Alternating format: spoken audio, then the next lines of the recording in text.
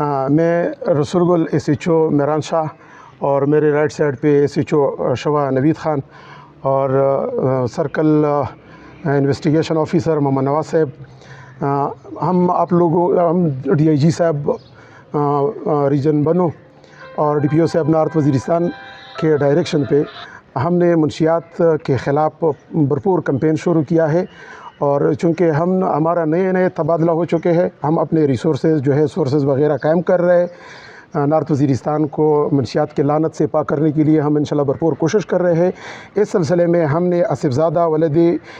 میرگل جان سکنہ دتہ خیل سے 5 کلو چرس برآمد کیا ہے، اور حکیم اللہ ولد لالبت شاہ سکنہ سرائی درپا خیل سے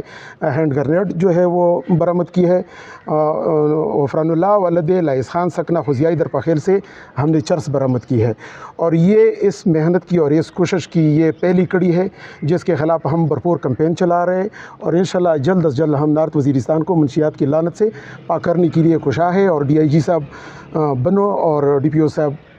نارتھ وزیرستان کی ڈائریکشن پہ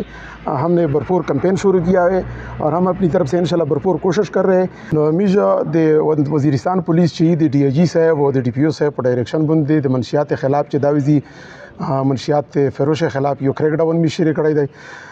زه خپل لکه ایس میران شاه ته راغلی نوی پوسټینګ مې ایز SHO میران شاه شوی دی، تقریبا 2 میاشتې شي په دا کې دا ډایرکشن مې ته میلاو شوي دي، میجو د منشیات خلاف ډېر بھرپور کمپین شروع کړی دی، او انشاءالله د هغې سرغنه چې میج دي هغه گرفتار کړي دي۔ په دا کې مو سره SHO شوی چې دی هغه موجود دی، د هغې چې کوم کسان دي او میج سره رائټ سایډ باندې انویسټیګیشن افسر محمد نواز صاحب موجود دی۔ میج یو آصف زادہ گرفتار کړی دی د 4 چې سره 5 کلو چارج دي، او بل یو میج حکیم الله گرفتار کړی دی چې د یو سره هینډ گرنیډ وي، او شک په بنیاد باندې چې دغه میج گرفتار کو چې د څرنګه صورتحال دی ځکه چې دا ویزي خو یو د منشیات ول مسلې نه دي، نره مسلې اشته، او بل غفران دی هغه سکنه خزیائی در پخیل دغه سره 4 گرفتار شوي دي۔